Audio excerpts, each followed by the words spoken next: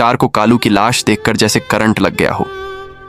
उसके जहन में एक ही सवाल गूंज रहा था, अगर कालू मरा हुआ है तो सुबह वो घर कैसे आया? अब सब कुछ साफ था। यह कोई मामूली घटना नहीं, एक गहरी साजिश थी। राई स्टार ने बिना देर किए सबसे पहले वो जगह ढूंढी जहां ज्ञान भाई को आखिरी बार देखा गया था। वहां पहुंचते ही उसे जमीन पर कुछ खून के धब्बे दिखे और पास में पड़ा था ज्ञान भाई का रुमाल। राई स्टार खून के धब्बे और ज्ञान भाई का रुमाल देखकर समझ गया कि कुछ बहुत बड़ा हो चुका है। उसका दिमाग तेजी से चलने लगा। अगर कालू मर चुका था तो सुबह हमारे घर आया कौन? तभी पीछे से आवाज आई, राई बेटा। राई स्टार पलटा तो देखा सामने मोहल्ले के बुजुर्ग श्याम दादा खड़े थे। श्याम दादा बोले, आज सुबह मंदिर से लौटते समय मैंने एक आदमी को तुम्हारे घर की तरफ जाते देखा था।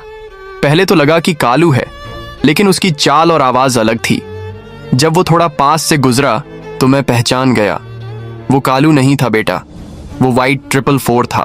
ये सुनते ही राई स्टार के पैरों तले जमीन खिसक गई। वाइट 444 उसका पुराना दुश्मन, जिसे गांव से भगा दिया गया था, लेकिन अब वो लौट आया था और सीधा वार उसके परिवार पर कर रहा था।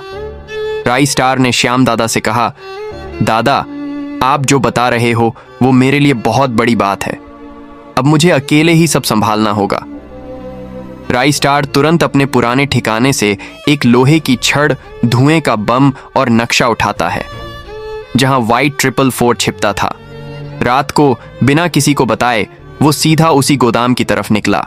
हर कदम के साथ उसके दिल में बस एक ही बात गूंज रही थी, भाई को छुड़ाना है और इस बार खेल खत्म करना है।